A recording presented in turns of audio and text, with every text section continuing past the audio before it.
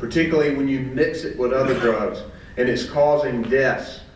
North Carolina Attorney General Roy Cooper spoke Tuesday morning at the North Carolina Sheriff's Association spring meeting at Wrightsville Beach. The meeting is a training program for county sheriffs.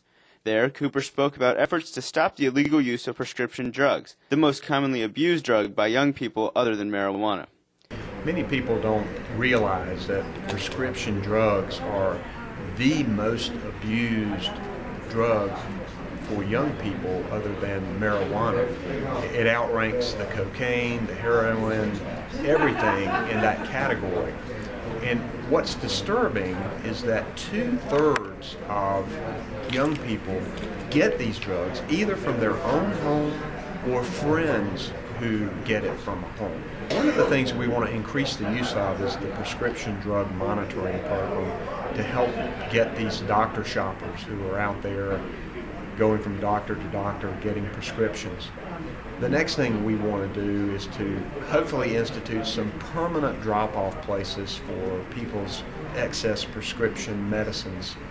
It's important for people to get them out of their home when they're no longer using them so that they can't be stolen and abused or sold by someone. Also discussed at the meeting were internet sex crimes, including child pornography. To stop child pornographers, they are asking for the internet service providers to help, in addition to going after the culprit specifically. Cooper also said he is proposing to increase the state's DNA database by taking samples from anyone arrested on felony charges. Right now, it is limited to convictions. In North Carolina right now, when you commit a felony, you put your DNA in a database. We want to take the DNA from people who have been arrested for a felony. This is important because it gets this information into the database sooner. If the person is later acquitted or the charges are dropped, then there's a procedure to have the DNA removed from the database.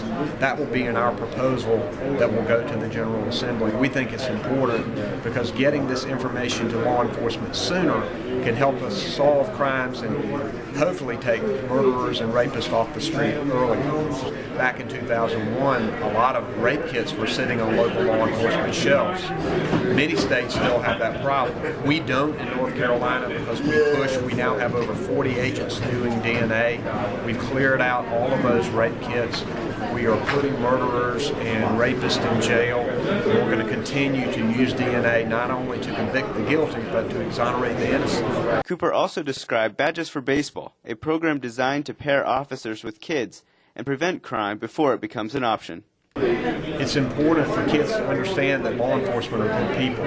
We think that we can keep kids out of trouble, keep them from joining gangs, if we give them something positive to do. Law enforcement officers, in turn, learn about the lives of kids and become better officers.